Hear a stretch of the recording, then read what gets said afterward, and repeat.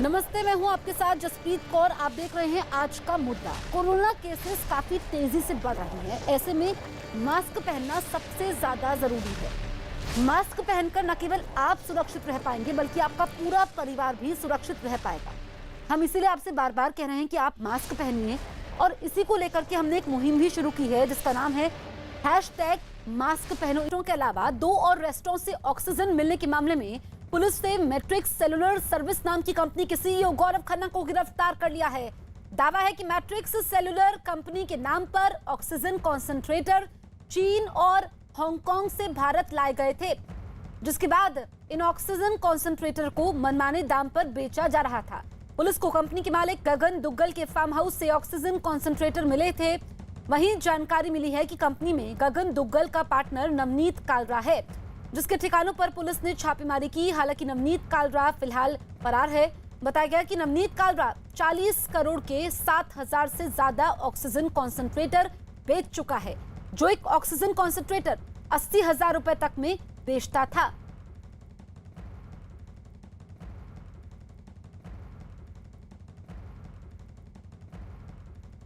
हमारे सहयोगी आनंद लाइव मौजूद हैं। आनंद, ये बड़े चेहरे हैं, नामी गिरामी नाम, लेकिन काम बहुत छोटे, लोगों की सांसों का सौदा कर रहे थे। नवनीत कालरा कहां पर है, उसके बारे में कोई जानकारी मिली है? जी देखिए, नवनीत कालरा को लेकर लगातार जो दिल्ली पुलिस की जो रेड्स है वो चल रही हैं। फतेहपुर बेरी में उसका एक फार्म हाउस है, वहां भी रेड की जा रही है। और इस पूरे मामले में एक जानकारी ये भी मिली है कि जो मैट्रिक्स सेलुलर कंपनी है वो हाईकोर्ट में उसने मूव करा है अपने बचाव के लिए। देखना होगा कि क्या कानूनी रुख रहेगा, लेकिन इस पूरे मामले में अब दिल्ली बीजेपी कूद गई है। दिल्ली बीजेपी के जो प्रवक्ता है नवीन कुमार, वो यहाँ पर प्रदर्शन करने पहुंचे हैं और उन्होंने जसप्रीत बड़ा आरोप लगाया है कि नवनीत कालरा का जो मीट कारोबारी हैं मोइन कुरैशी, उनसे ताल्लुकात है और एक बड़ा नेक्सस था। हमारे साथ बात करने के लिए नवीन कुमार है। नवीन जी, आप यहाँ पहुंचे हैं, आप बड़े आरोप लगा रहे हैं कि मोइन कुरैशी इस पूरे नेक्सस में शामिल है। मोइन कुरैशी के दामाद है नवनीत कालरा, और ये आम आदमी पार्टी और कांग्रेस दोनों के सपोर्टर हैं, सब जानते हैं। मुझे बताने की जरूरत नहीं, आप ही लोग वीडियो दिखा रहे हैं और बहुत पहले से दिखा रहे हैं। दिल्ली एक तरफ तड़प रही है, दिल्ली के लोग रो रहे हैं। दिल्ली में आम आदमी पार्टी की सरकार एक पैनिक फैला रही है, लोगों के अंदर इतना पैनिक फैला दिया, ऑक्सीजन नहीं है, कंसोलिडेटर नहीं है, बेड नहीं है, आईसीयू बेड नहीं है, लोग मर रहे हैं। उनके विधायक, उनके मंत्री सैकड़ों 600 सिलेंडर ऑक्सीजन के घर में लेकर के बैठे और ब्लैक कर रहे हैं। ये क्या है? उनके आदमी ऑक्सीजन कंसंट्रेटर ब्लैक कर रहे हैं, अब से नहीं कर रहे हैं, ये 6 महीने से धंधा चल रहा है। रेस्टोरेंट का धंधा बंद, अक्टूबर से ऑक्सीजन कंसंट्रेटर बेचे जा रहे हैं और दिल्ली की सरकार को सब कुछ मालूम है, वो उसको सपोर्ट कर रही है। PS3 सेलिब्रिटी भी है नवनीत कालरा और उसका काफी रसूख भी है, तभी तो वो लाखों में बेच रहा है। क्योंकि केजरीवाल जिस प्रकार से भ्रम पैदा कर रहा है, लोगों के अंदर पैनिक पैदा कर दिया, वो अस्पतालों के अंदर लगातार बेड कम करने में लगा है। ऑक्सीजन के जो प्लांट हम बंद दिल्ली के हैं उसको बंद करने में लगा है। हम उसको, मैं खुद गया था, आपको याद होगा, नजफगढ़ वाले प्लांट को जो अनुमति दी है 25 टन का प्लांट है, 2.5 टन की अनुमति दी है और अब वो सिलेंडर नहीं दे सकता। अब सिलेंडर द्वारका से मिलेंगे। लोगों को अपनी सांसें लेने के लिए अब केजरीवाल के विधायक के आगे गिड़गिड़ाना। क्राइम ब्रांच से क्या दिल्ली पुलिस अपील करेगी? दिल्ली पुलिस, क्राइम ब्रांच इस केस को जितना जल्दी हो सके उतना जल्दी चार्जशीट करे और इसका फास्ट ट्रैक कोर्ट में केस चले। नवनीत कालरा हो, इमरान हुसैन हो या आम आदमी पार्टी का विधायक परवीन हो, जितने भी जो लोग गैस की कालाबाजारी कर रहे हैं, ठीक है आनंद, इस पर राजनीति भी हो रही है, लेकिन नवनीत कालरा को ढूंढना बहुत जरूरी है। दरअसल दिल्ली के लोधी कॉलोनी में ऑक्सीजन की कालाबाजारी के मामले में आरोपी नवनीत कालरा की तलाश तेज हो गई है।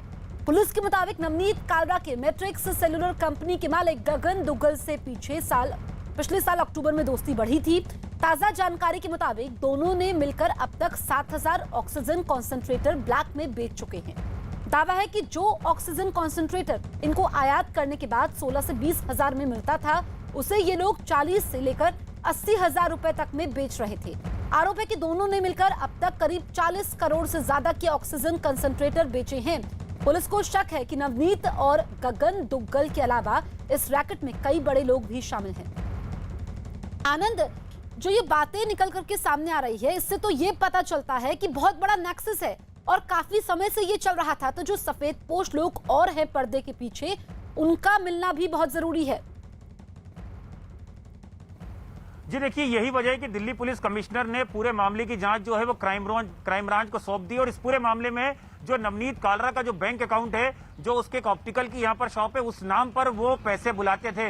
जानकारी ये भी मिली है दिल्ली पुलिस को अब तक की तफ्तीश में कि पिछले साल अक्टूबर से ही जो गगन दुग्गल है, जो मैट्रिक सेल्युलर कंपनी का मालिक है, विदेश में बैठा है लंदन में, और जो नवनीत कालरा है, ये अब तक करीबन 40 करोड़ से ज्यादा के जो ऑक्सीजन कंसंट्रेटर है वो उन्हें पुणे दाम पर बेच चुके हैं। जबकि लीगली तौर पर जो इनवाइस होती थी जिससे ये बुलाते थे इंपोर्ट करके, वो सिलेंडर इन्हें ऑक्सीजन कंसंट्रेटर एक 15 से 20 हजार रुपए में पड़ता था, लेकिन ये उसे 40, 50, 60, 70 और 80 हजार रुपए तक में ब्लैक कर रहे थे। इस खान चाचा रेस्टोरेंट के अंदर से 96 ऑक्सीजन कंसंट्रेटर जो है वो दिल्ली पुलिस ने छापेमारी कर बरामद किए हैं। इसके अलावा यहाँ पर जो दयाल ऑप्टिकल्स के ऊपर जो टाउन हॉल रेस्टोरेंट है, वहां भी दिल्ली पुलिस ने रेड करी है, वहां से ऑक्सीजन कंसंट्रेटर बरामद हुए हैं। यही वजह है कि लगातार गिरफ्तारी से बचने के लिए जो अपने ठिकाने वो नवनीत कालरा बदल रहा है, और अब क्राइम ब्रांच इस पूरे मामले की तफ्तीश कर रही है। वो इस पूरे मामले में जो बड़ी मछलियां उन तक पहुंचने की कोशिश करेगी, क्योंकि जो सोर्स बता रहे हैं दिल्ली पुलिस के कि इसमें केवल गगन दुग्गल नवनीत कालरा ही नहीं, कई और बड़े नाम शामिल हैं जिन्होंने मिलकर ये पूरा एक नेक्सस तैयार करा था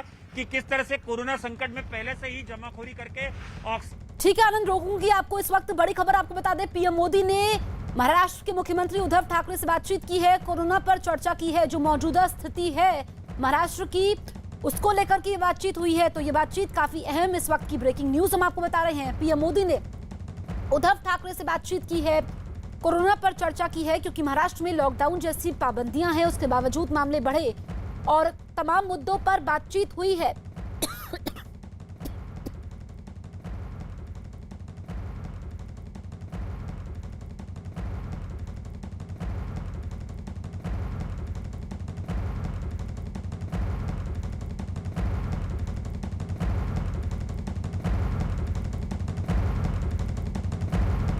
तो पीएम मोदी ने महाराष्ट्र के मुख्यमंत्री से बातचीत की है और कोरोना के मुद्दे पर यह बातचीत हुई है, काफी अहम है, क्योंकि हमने देखा कि चाहे फिर वो वैक्सीन की मांग हो या फिर ऑक्सीजन का मुद्दा हो, केंद्र सरकार और उद्धव सरकार के बीच टकराव था, लेकिन ये बातचीत काफी अहम है। हमारे सहयोगी अमिताभ सिन्हा फोन लाइन पर मौजूद है। अमिताभ, जो ये बातचीत हुई है पीएम मोदी और उद्धव ठाकरे के बीच, क्या बातें निकल करके सामने आई हैं? ये साफ है कि महाराष्ट्र ने इस दूसरी वेव को जिस तरह से डील किया और जिस तरह से वहां पे कोरोना के मामले कम होते नजर आ रहे हैं और बीएमसी से लेकर हर किसी ने बढ़िया से कंट्रोल किया है, तो जाहिर तौर पर एक उदाहरण पेश किया है। और प्रधानमंत्री ने एक सीरीज शुरू की है। पिछले 3 दिनों में आपको याद होगा, कल तक उन्होंने 8 मुख्यमंत्रियों और 2 लेफ्टिनेंट गवर्नरों से बात की थी। आज उद्धव ठाकरे को मिलाकर उन्होंने कुल मिलाकर 9 मुख्यमंत्रियों से बात की है। और कुल मिलाकर मुद्दा यही है कि जब प्रधानमंत्री ने सीरीज ऑफ बैठकें करके, तमाम बैठकें करके देश विदेश से ऑक्सीजन से लेकर रेमडेसिविर की सप्लाईज को राज्यों को भिजवाने तक का इंतजाम कर दिया है। अब दवाइयां आ रही हैं, सप्लाई आ रही हैं, तो राज्य सरकार उसको बेहतर तरीके से आम लोगों के बीच, आम मरीजों के बीच कैसे भेजें, अस्पतालों तक सुनिश्चित करें, इस बारे में बात कर रहे हैं और राज्यों से इनपुट ले रहे हैं कि वो उस बारे में क्या किया है। तो आज 9वें मुख्यमंत्री से उन्होंने बात की है, जिसमें महाराष्ट्र है। बिल्कुल अमिताभ, और हमने देखा कि जो उद्धव सरकार है और केंद्र सरकार के बीच कई मुद्दों पर टकराव भी था, चाहे फिर वो वैक्सीन की बात हो या ऑक्सीजन की कमी हो, इससे ये स्थिति भी सुधरेगी। बिल्कुल, स्थितियां देखिए, अब तमाम लोगों से बात हुई है, देश विदेश से सप्लाईज आ रही हैं और सरकार ने पूरी तरह से कमर कस ली है, पैंडेमिक की तरह इसे इस्तेमाल कर रही है, डिजास्टर मैनेजमेंट की तरह इसको इस्तेमाल कर रही है। तो अब मुझे लगता है और सरकार की भी कोशिश यही है कि अब राज्य के मुख्यमंत्री और राज्यों के मुख्य सचिव, राज्यों का प्रशासन अब इसको बेहतर तरीके से सुदूर गाँव में भी जो अस्पताल है वहां तक दवा की कमी न होने दे, ऑक्सीजन की कमी न होने दे। तो यही सप्लाई अगर केंद्र ने मंगवाई है, राज्यों तक पहुंच रही है, तो वो कॉमन जो कोविड का पेशेंट है वहां तक पहुंचे, ये सुनिश्चित करने के लिए प्रधानमंत्री लगातार प्रयास कर रहे हैं। उसी कड़ी में मुख्यमंत्रियों और लेफ्टिनेंट गवर्नरों से बात की जा रही है। ठीक है अमिताभ।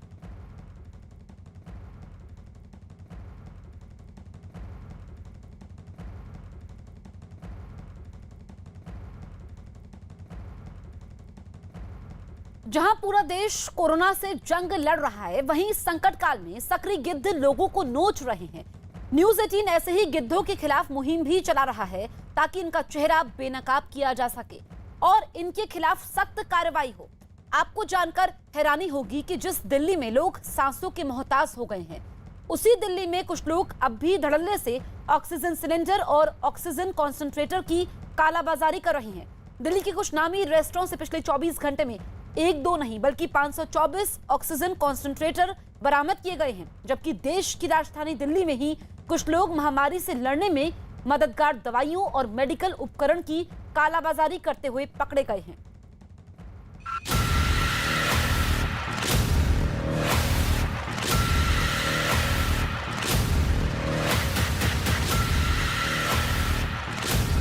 हिंदुस्तान में कहर बरपाता कोरोना।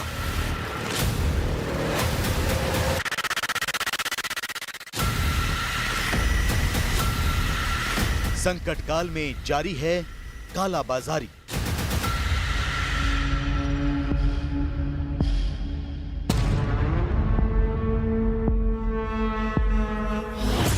मानवता पर भारी मुनाफाखोरी।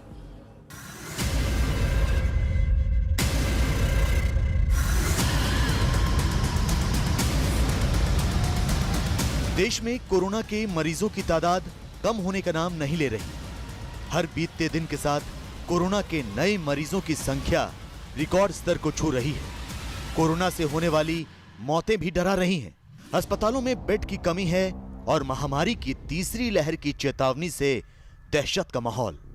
लोग अपनों की जान बचाने के लिए दवाइयों, इंजेक्शन और ऑक्सीजन के लिए मारे मारे फिर रहे हैं। पेशेंट अभी ऑक्सीजन के लिए, तो उनके लिए बहुत ज़रूरी है ऑक्सीजन को। तो ऑक्सीजन की बहुत यहाँ पे किल्लत चली है। पिछले 1.5 घंटे से मैं यहाँ पे खड़ा हूँ। लोगों के फ़ोन आते हैं लेकिन पीछे से स्टॉक आ नहीं रहा है। इस चक्कर में बहुत ज़्यादा दुविधा में है। लोग भी दुविधा में, हम भी दुविधा में हैं। कोरोना के इस आफतकाल में एक एक सांस के लिए लोगों का संग्राम जारी है।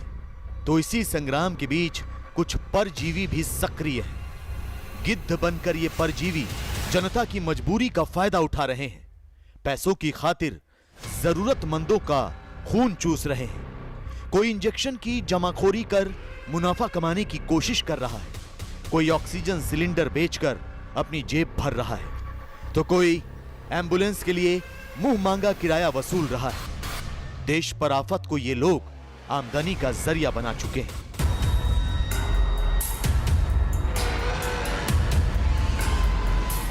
कोरोना काल के ऐसे ही गिद्धों का चेहरा हम रोज बेनकाब कर रहे हैं। तो आइए आज आपको महामारी में इस्तेमाल होने वाली चीजों का ऐसा जखीरा दिखाते हैं जो मुनाफाखोरों की आमदनी का जरिया बनने वाला था।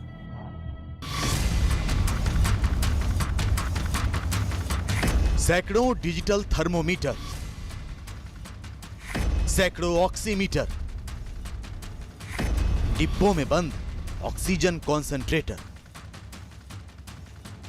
ये किसी दुकान की तस्वीरें नहीं है, बल्कि ये कोरोना काल के उन गिद्धों से बरामद की गई मेडिकल सामग्री का वो जखीरा है जिनका ये ऊंचे दामों पर सौदा कर मुनाफा कमाने की फिराक में थे। जरूरतमंदों को ये सामान बेचकर अपनी जेब भरना चाहते थे। लेकिन इससे पहले कि ये हर बार की तरह इस बार भी अपने मंसूबों में कामयाब हो पाते, दिल्ली पुलिस ने इन्हें धर दबोचा। दरअसल दिल्ली पुलिस को खबर मिली थी कि एक गैंग जीवन रक्षक दवाओं और उनसे जुड़े उपकरणों की कालाबाजारी कर रहा है, जिसके बाद पुलिस ने अपना जाल बिछाया। गुरुवार रात 9 बजे ग्रेटर कैलाश की एम ब्लॉक मार्केट में एक कार से 2 आरोपियों को गिरफ्तार किया। आरोपियों के पास से 10 oxygen concentrator, 3486 digital thermometer, 265 digital gun thermometer और 684 ऑक्सीमीटर बरामद किए गए। यही नहीं, इनके पास से 10 नेबुलाइजर और 82 प्लास्टिक पाइप भी मिले हैं। गौर से देखिए, आपके टेलीविजन स्क्रीन पर नजर आ रहे यही वो 2 गिद्ध हैं जो मुसीबत के इस दौर में भी मुनाफाखोरी कर रहे थे। यही वो इंसानियत के दुश्मन हैं जो लोगों की जिंदगी बचाने के लिए इस्तेमाल की जाने वाली जरूरी चीजों की कालाबाजारी कर रहे थे। तो आपको बता दें कि इन 2 आरोपियों में से एक का नाम सईद और दूसरे का नाम मुकीम है। दोनों दिल्ली के ही जामिया नगर के रहने वाले हैं। दोनों ने पुलिस के सामने अपना गुनाह कबूल कर लिया है और फिलहाल जेल भेज दिए गए हैं।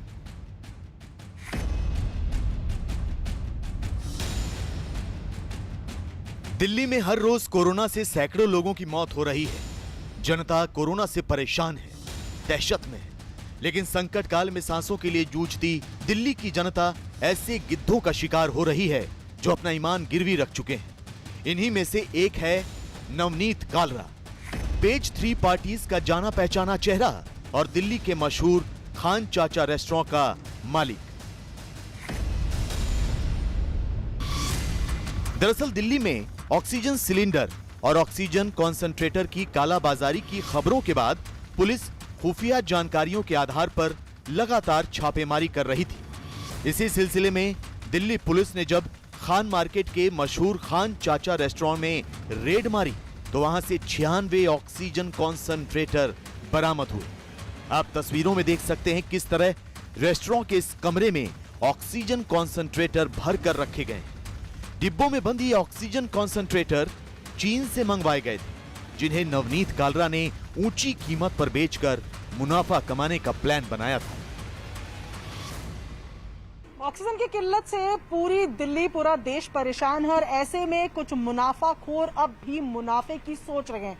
ऐसे ही लोगों पर लगातार तबिश बढ़ा रही है दिल्ली पुलिस। और आज साउथ दिल्ली पुलिस ने खान मार्केट के प्रसिद्ध खान चाचा रेस्टोरेंट पे रेड डाली। यहां से उनको 96 कॉन्सेंट्रेटर मिले हैं, ऑक्सीजन कॉन्सेंट्रेटर मिले हैं। सिर्फ खान मार्केट का ये ही रेस्टोरेंट नहीं बल्कि एक और रेस्टोरेंट टाउन हॉल में भी 9 कॉन्सेंट्रेटर मिले हैं। बताया जा रहा है कि इसका मालिक नवनीत कालरा, जिसका नाम बताया जा रहा है, वो पेस्ट्री पार्टीज में एक आम चेहरा है, बड़े लोगों से उसके संबंध है।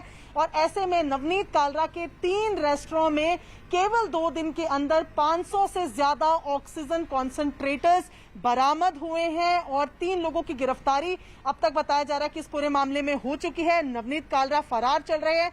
अभी तक की जो जानकारी आ रही है उसमें पुलिस ने बताया है कि बाहर विदेशों से, चाइना से इन कॉन्सेंट्रेटर्स को मंगवाया जा रहा था और यहां पर भारी मुनाफे के साथ कालाबाजारी करके, स्टॉक करके लोगों को बेचा जा रहा था। और ऐसे में 2 दिन के अंदर 3 रेस्टोरेंट से 500 से ज्यादा ऑक्सीजन कॉन्सेंट्रेटर पुलिस ने बरामद किए हैं और फिलहाल नवनीत कालरा की तलाश जारी है।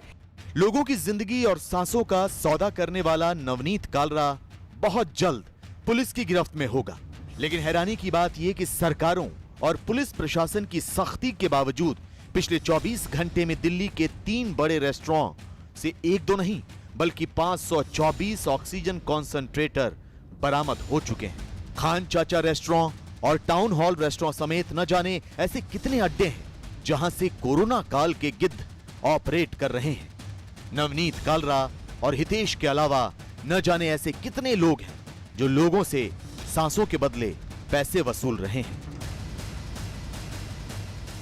मध्य प्रदेश में रेमडेसिविर की कालाबाजारी पर राज्य सरकार ने सख्ती की है। अब राज्य में रेमडेसिविर की कालाबाजारी पर एनएसए एक्ट लगाया जाएगा। मध्य प्रदेश में रेमडेसिविर की कालाबाजारी पर अब तक 21 लोगों पर एनएसए एक्ट लगाया जा चुका है।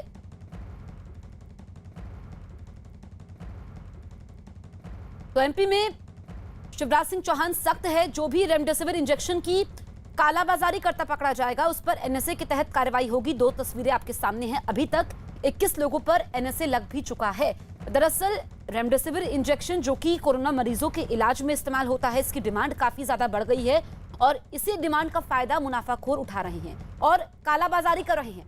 इसी को लेकर के अब एमपी सरकार सख्त है और जो भी ऐसा करेगा एनएसए के तहत कार्रवाई होगी। देश भर में कोरोना महामारी की वजह से हाहाकार मचा हुआ है और तबाही की इस लहर का कहर उस वक्त और बढ़ जाता है जब इस महामारी के बीच कालाबाजारी का वायरस भी फैलना शुरू हो जाता है।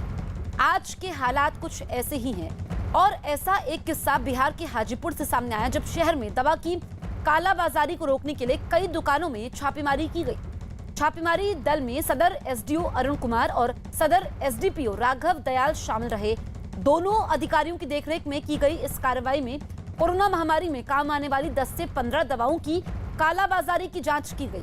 सभी दुकानदारों को कड़ी चेतावनी दी गई। दुकानदारों को हिदायतें देकर कहा गया कि एमआरपी से कम से कम 10 उन दवाओं की बिक्री हो जो कोरोना महामारी के समय पीड़ित लोगों के लिए जीवन रक्षक दवा साबित हो रही है।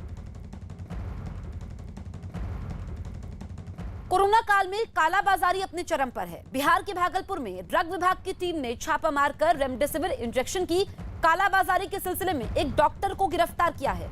इस कार्रवाई में ड्रग विभाग की टीम ने डॉक्टर विकास शर्मा के कंपाउंडर को भी गिरफ्तार कर लिया है और उसकी निशानदेही पर एक एजेंसी पर भी छापा मारा गया। बताया गया कि इसी एजेंसी में डॉक्टर रेमडेसिविर इंजेक्शन को रखता था और अपने कंपाउंडर की मदद से उन्हें जरूरतमंदों को मुंह मांगी कीमत पर मुहैया करवाता था।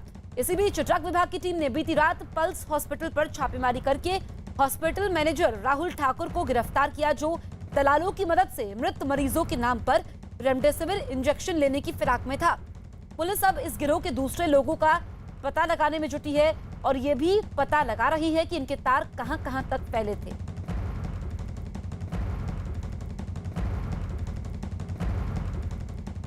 चाह रहा था कि मृत व्यक्ति के नाम पर हम रेमडेसिविर अलॉट करा करके और उसको गलत तरीके से हम ले करके और उसको मार्केट में ऊंचे दाम पर बेचें। दिल्ली कोरोना के प्रहार से करहा रहा है, लेकिन गिद्ध अपनी जेब भरने में लगे हैं। दिल्ली के ही एक अस्पताल से हैरान करने वाला वाकया सामने आया है। इस अस्पताल का गार्ड कोरोना मरीजों के ट्रे से रेमडेसिविर इंजेक्शन चुराकर उसे 20-20 हजार रुपए में बेच रहा था। यही नहीं, बिहार के भागलपुर से एक कंपाउंडर पकड़ा गया जो कोरोना से मारे गए लोगों के नाम पर अस्पताल से रेमडेसिविर इंजेक्शन लेकर उसकी कालाबाजारी कर रहा था। ऐसे में सवाल यह कि महामारी में गिद्धों की मुनाफाखोरी आखिर कब थमेगी।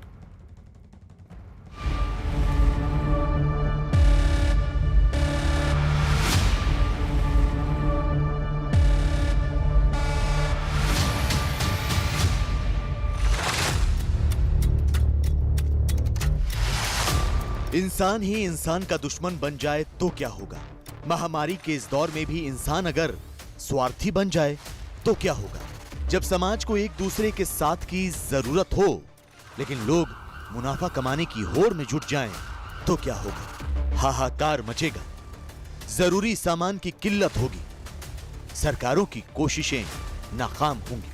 तो फिलहाल हिंदुस्तान में कुछ ऐसा ही होता नजर आ रहा है। कोरोना काल के गिद्ध एक्टिव हो गए हैं और लोगों को नोच रहे हैं।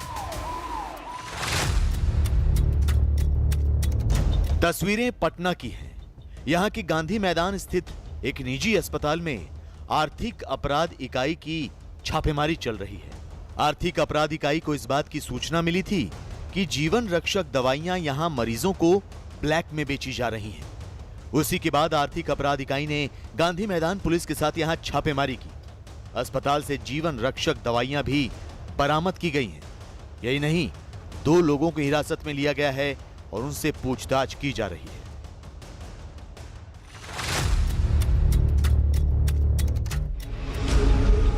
पुलिस की गिरफ्त में आए इस युवक को देखिए। दरअसल ये एक कंपाउंडर है, यानी फ्रंट लाइन वर्कर। लेकिन आपको यह जानकर हैरानी होगी कि पिंटू नाम का यह कंपाउंडर रेमडेसिविर इंजेक्शन की कालाबाजारी कर रहा था। ये कोरोना से मर चुके मरीज के नाम पर इंजेक्शन हासिल करता और फिर उसे ऊंचे दाम पर बेच देता। लेकिन भागलपुर के ड्रग विभाग को इसकी जानकारी हो गई और इसे रंगे हाथों गिरफ्तार कर लिया गया। पुलिस ने कंपाउंडर पिंटू के साथ उस हॉस्पिटल के खिलाफ भी मामला दर्ज कर लिया है जहां से ये रेमडेसिविर इंजेक्शन लिया करता था।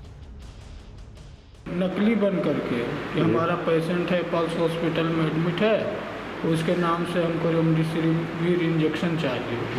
और जिस पेशेंट का नाम बता रहा है उस पेशेंट का डेथ हो चुका है और उसके नाम पर ही गलत तरीके से लेना चाह रहा था। और इसकी सूचना हम लोग को लगी तो हम लोग तुरंत मुकुल ट्रेडर्स पहुँचे, उस लड़के से पूछताछ किए तो वो दलाल निकला है। उस पर हम लोग यहाँ कोतवाली थाना में FIR कर रहे हैं। पुलिस के हत्थे चढ़ा ये शख्स दिल्ली के अग्रसेन हॉस्पिटल का चौकीदार है। लेकिन इसकी काली करतूतों के बारे में जब आपको पता चलेगा तो आप भी हैरान रह जाएंगे। दरअसल प्रहलाद कुमार नाम का ये चौकीदार अग्रसेन हॉस्पिटल से रेमडेसिविर इंजेक्शन चुराता था और फिर उसे ऊंचे दाम पर बेच देता था। दिल्ली पुलिस के मुताबिक आरोपी प्रहलाद कुमार रोहिणी के अग्रसेन इंटरनेशनल हॉस्पिटल में पिछले 2 साल से गार्ड की नौकरी कर रहा था। कोरोना महामारी के दौरान इसकी ड्यूटी कोविड वार्ड में लगी थी। इसी दौरान इसने इंजेक्शन चुराने का धंधा शुरू किया। जब पेशेंट सो जाते थे तो ये उनके ट्रे से इंजेक्शन निकाल लेता था। इसके बारे में जानकारी मिली तो पुलिस ने नकली कस्टमर बनकर इसे जाल में फंसाया। प्रहलाद कुमार ने एक इंजेक्शन की कीमत 20,000 रुपए मांगी, जबकि उस इंजेक्शन की कीमत 3,500 रुपए ही है। पुलिस ने प्रहलाद को गिरफ्तार कर लिया और उसके पास से 3 इंजेक्शन बरामद किए। आरोपी प्रहलाद के पास से एक मोटरसाइकिल भी पुलिस की टीम ने जब्त की है।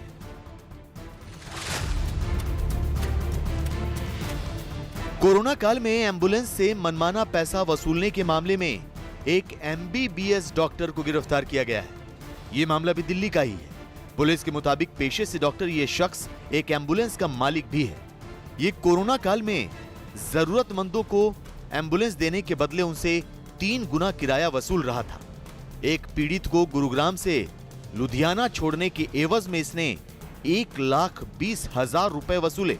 जी हाँ, सही सुना आपने, 1,20,000 रुपए। अब आप ही सोचिए, क्या इस जैसा शख्स डॉक्टर कहलाने के लायक है?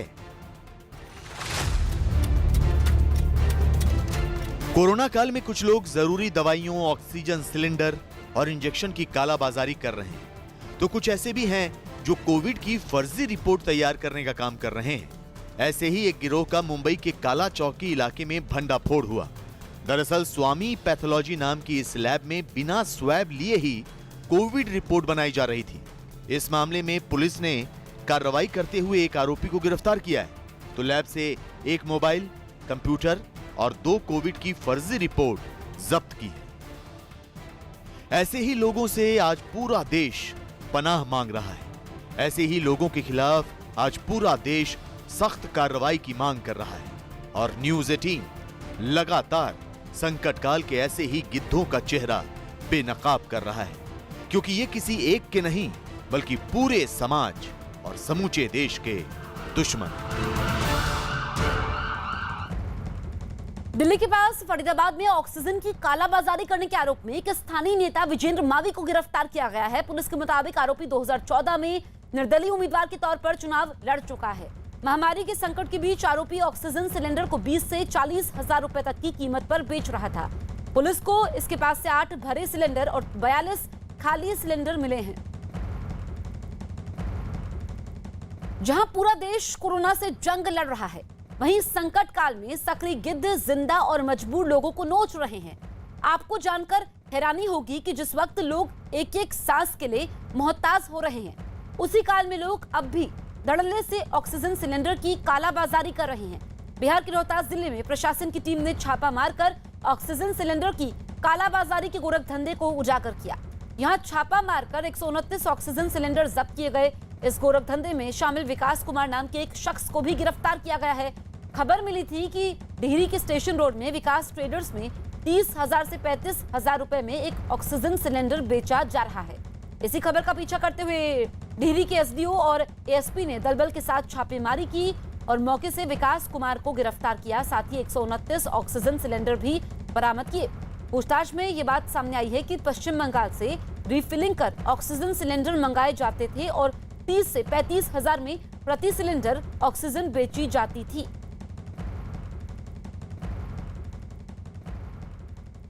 एक तरफ देश ऑक्सीजन की कमी से जूझ रहा है, तो वहीं यूपी के कानपुर में ऑक्सीजन की बर्बादी की तस्वीरें देखने को मिली।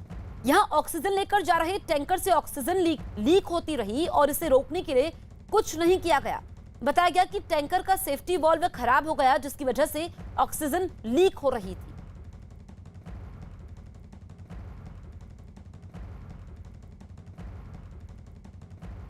गुजरात के अहमदाबाद में वैक्सीनेशन अभियान को बढ़ावा देने के लिए नगर निगम ने सरदार पटेल स्टेडियम में ड्राइव थ्रू वैक्सीनेशन कार्यक्रम की शुरुआत की है। इस कोशिश में लोगों का उत्साह दिख रहा है। लोग वैक्सीन लगवाने के लिए सुबह से ही लंबी कतार में लगकर अपनी बारी का इंतजार करते दिख रहे हैं। इस अभियान में 45 साल से ज्यादा उम्र के लोगों को वैक्सीन लगाई जा रही है।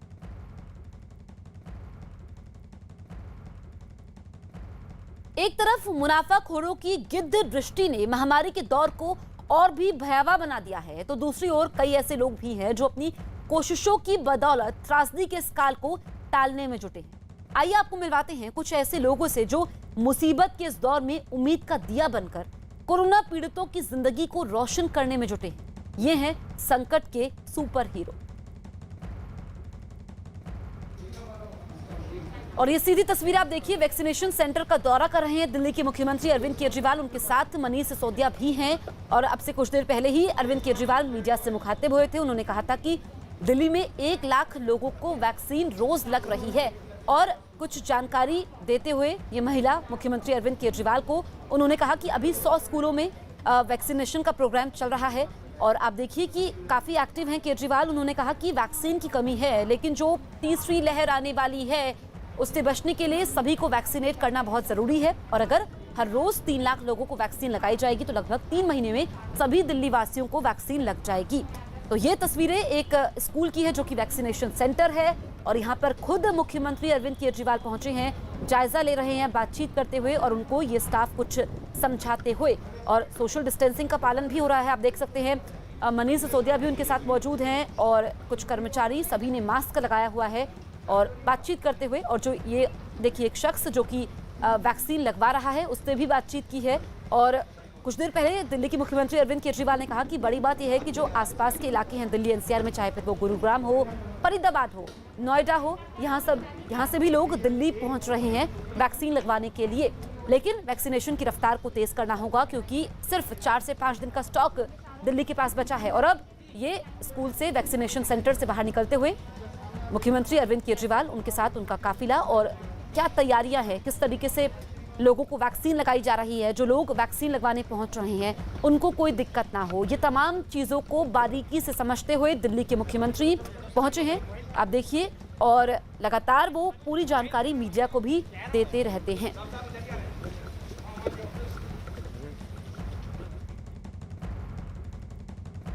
एक तरफ मुनाफाखोरों की गिद्ध दृष्टि ने महामारी के दौर को और भी भयावह कर दिया है, तो दूसरी तरफ कुछ ऐसे लोग भी हैं जो इस मुश्किल वक्त में लोगों की मदद के लिए आगे आए हैं और पूरी कोशिश कर रहे हैं। आपको मिलाते हैं ऐसे ही सुपर हीरोज से।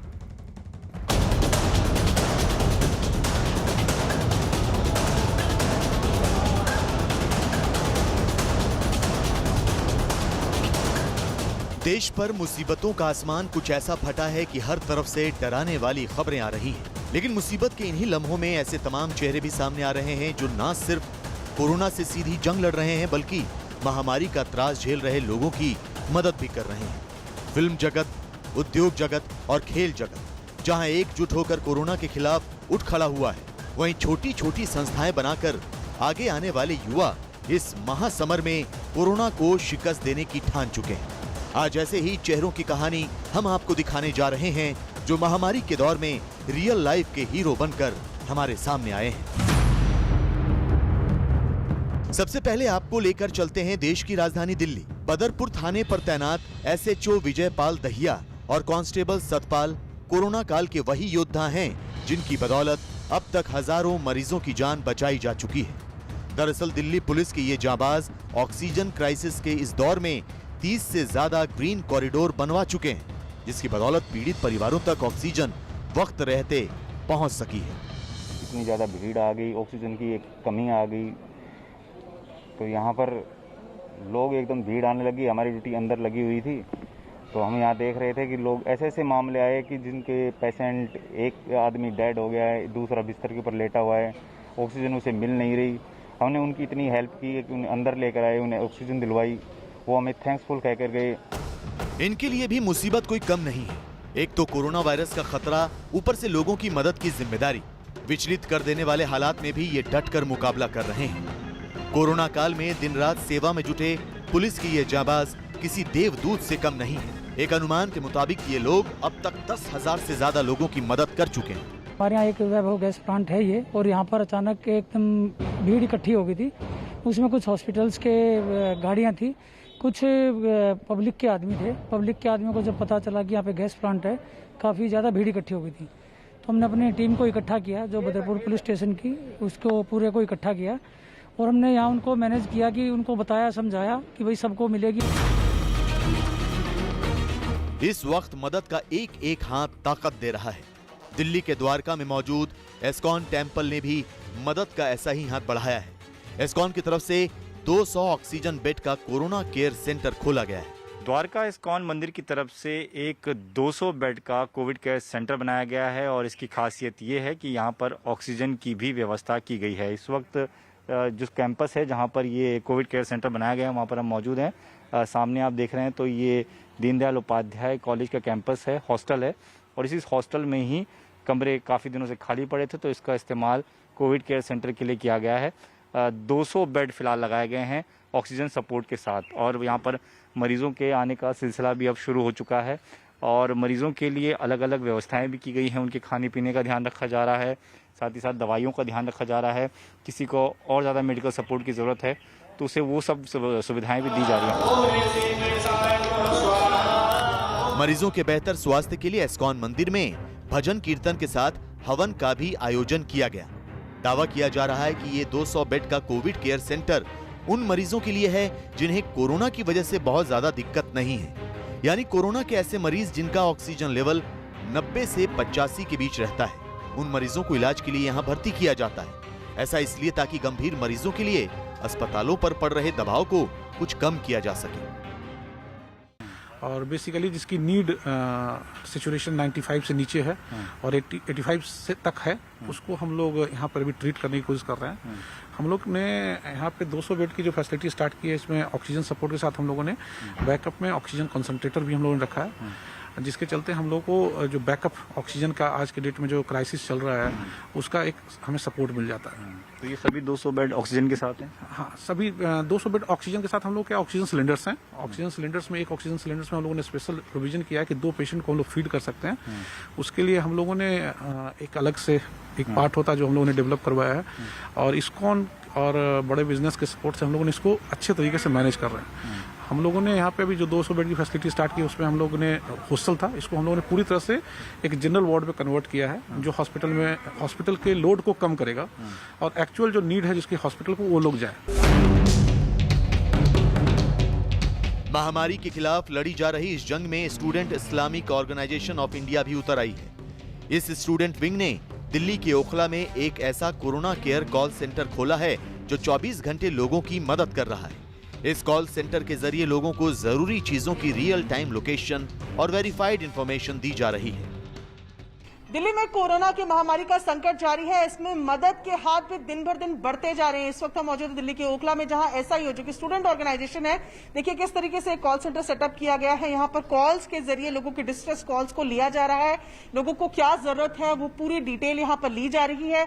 इन 2 डेस्क में कॉल्स को लिया जाता है, ट्विटर की मदद से भी मदद करने की कोशिश है। उसके बाद आगे जो डेस्क लगे हैं, यहाँ पर लीड्स पता की जाती है, रियल टाइम जानकारी इकट्ठी की जाती है। दरअसल SIO के वॉलंटियर ये पता लगाने में जुटे हैं कि दवा, बेड, प्लाज्मा और ऑक्सीजन जैसी जरूरतें इस वक्त कहां-कहां से आसानी से उपलब्ध हो सकती हैं, क्योंकि इस वक्त सबसे ज्यादा दिक्कत इसी बात की है कि कोरोना पीड़ितों को जरूरत की छोटी-छोटी चीजों के लिए दर-दर की ठोकरें खानी पड़ रही हैं। यही वजह है कि SIO के वॉलंटियर इस काम में दिन रात जुटे हैं। ज़्यादा ज़रूरत इस वक्त उनको जिस चीज़ की है वो वेरीफाइड इन्फॉर्मेशन की है। हो ये रहा है कि सोशल मीडिया नंबरों से भरा पड़ा है, ऑक्सीजन कहाँ पर मिल रहा है, बेड कहाँ पर मिल रहा है, लेकिन जब आपका कोई परिजन बीमार है तो आपके पास उतना समय नहीं होता कि आप जो है उन नंबर्स को में से तलाश करें कि कहाँ आपको वो चीज़ मिल रही है। तो ये पूरी टीम का मकसद ये है कि हम लोगों को टाइम पर वो वेरीफाइड इन्फॉर्मेशन, चाहे ऑक्सीजन की हो, बेड की हो, प्लाज्मा की हो या मेडिसिन की हो, वो पहुंचाए। और इसके लिए पूरे इंडिया में इस वक्त 1000 के करीब वॉलंटियर्स जो है काम कर रहे हैं, जो ऑन द ग्राउंड इन्फॉर्मेशन खुद भी हासिल करते हैं और जो पब्लिकली अवेलेबल इन्फॉर्मेशन है उसको भी वेरीफाई करते हैं। तो यहाँ पर मेन काम जो ये कॉल सेंटर कर रहा है ये कि अगर आपको जिस भी चीज की जरूरत है उसकी वेरीफाइड इन्फॉर्मेशन, यानी कि सही जानकारी और रियल टाइम जानकारी। जैसे कि अगर आपने पूछा कि आपको एक ऑक्सीजन सिलेंडर रिफिल करवाना है, तो ये अपने लीड से पता करेंगे कि उस वक्त ऑक्सीजन सिलेंडर कहाँ रिफिल हो रहा है और उसकी जानकारी आपको दी जाएगी। किस तरीके से केसेस को हैंडल करते हैं, इसके लिए ये स्क्रीन यहाँ पर लगी हुई है। जो केसेस सॉल्व हो चुके हैं वो आपको ग्रीन में नजर आ रहे हैं, जिन पर काम चल रहा है वो येलो में, जिन पर अभी काम करना है वो सफेद में। ये ऐसा वक्त है जब हर किसी के लिए दूरियां जरूरी हो गई हैं। लोग किसी के भी संपर्क में आने से बचना चाहते हैं। ऐसे में दालचीनी नाम की एक कंपनी ने दिल्ली NCR की कुछ सोसाइटी में नो कॉन्टैक्ट वेंडिंग मशीन की शुरुआत की है। ये एक ऐसी नायाब मशीन है जिसमें आप अपने मन का खाना और स्नैक्स ऑर्डर कर सकते हैं, वो भी बिना किसी के संपर्क में आए। दिल्ली NCR में लॉकडाउन चल रहा है और कोरोना महामारी के बीच लोग चाहते हैं कि वो कुछ अगर बाहर से ऑर्डर भी करें तो वो नो कांटेक्ट रहे, यानी कि किसी भी तरीके का ह्यूमन टच उसमें ना हो। इसी चीज का एक सोल्यूशन नजर आ रहा है इंदिरापुरम की एक सोसाइटी में, जहां पर आप देख रहे हैं ये वेंडिंग मशीन लगी है। इस वेंडिंग मशीन में ना सिर्फ स्नैक्स नजर आ रहे हैं बल्कि फुल मील भी दिख रही है, यानी कि चिप्स, बिस्किट जैसी चीजें तो है ही, साथ ही यहाँ पर राजमा चावल, बिरयानी और रेडी टू कुक आइटम्स भी रखे गए हैं। प्रवीण यहाँ पर हमारे साथ है। प्रवीण, कैसे इस मशीन को आप ऑपरेट करते हैं, कैसे ऑर्डर कर सकते हैं? ये दालचीनी की कॉन्टेक्टलेस स्टोर है, जहाँ पर कोई भी इस बिल्डिंग के जो लोग रहते हैं वो आके कॉन्टेक्टलेस तरीके से प्रोडक्ट्स परचेज कर सकते हैं। किसी को अगर कुछ मील परचेज करना है, जैसे राजमा राइस है, उपमा है, पोहा है, सो उसको आगे अपने ऐप के थ्रू, दालचीनी ऐप उसके थ्रू परचेज कर सकते हैं। दरअसल ये सारा ऑर्डर दालचीनी नाम के एक ऐप के जरिए किया जा सकता है। आइए आपको दिखाते हैं कि कैसे इस वेंडिंग मशीन के जरिए आप अपना मनपसंद मील या स्नैक्स हासिल कर सकते हैं। कोई भी पर्सन आके यहाँ से अपना दालचीनी का ऐप से कॉन्टेक्टलेस तरीके से ऑर्डर प्लेस कर सकते हैं। ठीक है, तो यहाँ पर फुल मील के लिए हम ऑर्डर कर रहे हैं, क्योंकि दिन के वक्त अगर आपको खाना खाना हो, आप अकेले हो या बनाना ना आता हो, तो आपने इनकी ऐप से यहाँ पर ऑर्डर करना है और उसके बाद एक पिन कोड आएगा जो यहाँ डालना है। जी, एक आपको एक पिकअप कोड आएगा, ओटीपी है जो आपको यहाँ पर, अब ये ओटीपी यहाँ पर डाल दिया गया है और यहाँ पर आपको दिख रहा है पेमेंट सक्सेसफुल हो गया है, वेंडिंग। अब यहाँ आप देखिए कि जो हमने ऑर्डर किया था वो राजमा राइस यहाँ आ गया है और आप इसको छूना नहीं होगा, आपको बस ये एक पैडल यहाँ पर है जिससे आपने इसे दबाया और आपने ये आइटम लिया और आप जा सकते हैं। उधर मुंबई में लॉकडाउन की वजह से कई लोगों की जिंदगी पर रोजी रोटी का संकट खड़ा हो गया। सबसे बड़ी चुनौती तो उन लोगों के सामने है जो फुटपाथ पर अपना जीवन गुजार रहे हैं। ऐसे लोगों के लिए एक वक्त का खाना जुटाना भी दूभर हो चुका है। लेकिन बांद्रा इलाके के 4 युवाओं ने मिलकर बांद्रा बॉयज नाम का एक ऐसा ग्रुप बनाया है जो निस्वार्थ भाव से इन लोगों के भोजन का बंदोबस्त करने में जुटा है। हमारे साथ हैं जिन्होंने कोविड संक्रमण से जितने भी लोग प्रताड़ित हैं, कोशिश कर रहे हैं कोविड से आगे बढ़ने की, उन लोगों की मदद के लिए अपना हाथ आगे बढ़ाया। ये 4 लोग हैं, इनको बांद्रा बॉयज के नाम से भी जाना जाता है, जो लोगों की मदद कर रहे हैं इस पूरे संकट कोविड में। जो है इन लोगों ने बहुत सारी चीजें की हैं, उनसे जानते हैं। डिसाइड किया क्या खाना किधर कैसे बनाना है, तो हमारा एक ढाबा है दोस्त का सलीम नाम के, तो उनके पास जाते हैं, हम उनको बोलते हैं कि हम लोग को इतना फूड पैकिंग बनाना है, तो लगभग 350 से 350 गैस फूड पैकेट बनता है और वही पूरे बांद्रा खार में डिस्ट्रीब्यूट होता है। रोड्स पे जाए, फिर हमने खाना बनाए, डिस्ट्रीब्यूट किए पैसे, तो खुद ही हमने फिर एक दिन स्टार्ट किया, फिर सब लोगों को हमने खाना खिलाए और बहुत ही खुशी हमें दिल से हो गई और हम आगे भी इंशाल्लाह करना चाहते हैं। युवाओं की इस टोली के जज्बे का ही नतीजा है कि रोजाना 200 से 300 लोग अपना पेट भर पा रहे हैं। ही नहीं रहे हैं कोई। अच्छा अच्छा, बोल रहे हैं कि अभी कोरोना लग गया है तो अभी काम नहीं है, ऐसा बोल रहे हैं। अच्छा अच्छा अच्छा, खाना मिल रहा है टाइम पे? खाना यही मिल रहा है साहब, आज 4 दिन के बाद ये मिला है। और आइए अब आपको लेकर चलते हैं मध्य प्रदेश के सतना जिले में। ये हैं कारोबारी रत्नाकर चतुर्वेदी, जो कोरोना काल में अपनी जान की परवाह किए बगैर कोरोना पीड़ितों के घर घर जाकर खुद सैनिटाइजिंग का काम कर रहे हैं। अपने साथियों के साथ मिलकर रत्नाकर चतुर्वेदी जिला अस्पताल, मुक्तिधाम और सरकारी भवनों को सुबह से शाम तक सैनिटाइज करने के काम में जुटे हैं। के द्वारा दी गई गाइडलाइन के अनुसार मास्क, पीपीई किट पहनते हैं। उसके बाद मार्गदर्शन द्वारा भैया के शहर में वार्ड बाई वार्ड जहां भी कहते हैं सैनिटाइजर रथ लेके जाते हैं, घर बाई घर सैनिटाइज करते हैं। यात्री जो फंसे होते हैं उनके खाने की व्यवस्था करवाते हैं। गरीबों के लिए खाने का बंदोबस्त हो या फिर कोरोना पीड़ितों की कोई जरूरत, ये निस्वार्थ भाव से कोरोना प्रोटोकॉल का पालन करके लोगों की मदद कर रहे हैं। यहाँ सतना शहर में पूरे सतना शहर को इस रथ के माध्यम से सैनिटाइज कर रहे हैं। जहाँ भी कोविड पॉजिटिव लोगों का फ़ोन आता है कि हमारे घर में पॉजिटिव हैं, उसे आप सैनिटाइज कर दीजिए, तो हम और हमारी पूरी मित्र मंडली उनके घर जाते हैं, बाकायदे पूरी पीपीडी किट पहन के, मास्क पहन के और उनके पूरे घर को सैनिटाइज करते हैं। संकट की इस घड़ी में अयोध्या का मारवाड़ी युवा मंच भी खुलकर लोगों की मदद कर रहा है। ये लोग अपनी जान की परवाह किए बगैर कोरोना पीड़ितों तक न सिर्फ दोनों वक्त का भोजन पहुंचा रहे हैं, बल्कि उनकी तमाम जरूरतों को पूरा करने की कोशिश भी कर रहे हैं। ऐसा फ्री मील किचन शुरू किया जाए, इसमें बिना कोई भेदभाव के हर घर तक ये भोजन हम लोग उपलब्ध करा सकें। इसके लिए आप समझिए 2 दिन के अंदर, क्योंकि लॉकडाउन भी चल रहा था, 2 दिन के अंदर सारी मैनेज करते हुए हमारे जितने सदस्य हैं पूरा सहयोग मिला उनका, और ये हम लोगों ने एक फ्री मील स्टार्ट किया। दावा किया जा रहा है कि पूरे शहर में रोजाना 300 पैकेट खाने की डिलीवरी की जा रही है। इतना ही नहीं, इस दौरान साफ सफाई का भी पूरा ख्याल रखा जा रहा है। और पूरा काम सबको बांट दिया। जैसे एक लोग हैं वो शहर शहर जाके जो ढूंढते हैं कि किनको ज़रूरत है, परिवार में उनका नंबर दे रखा है। शहर में हमने बैनर भी लगा रखे हैं और हमारे 2 सदस्य हैं, वो सारे पैकिंग मटेरियल अवेलेबल कराते हैं, सब कराते हैं। 2 सदस्य हमारे राशन अवेलेबल कराते हैं और 2 सदस्यों में डिलीवरी का काम अपने देते हैं। महामारी के इस मुसीबत भरे दौर में यही वो नायक हैं जिनकी बदौलत वायरस के खिलाफ इस युद्ध को जीता जा सकता है। लड़ाई भले ही लंबी हो सकती है, लेकिन इसे जीतने का तरीका सिर्फ यही है, एकजुटता, सावधानी और लोगों का साथ।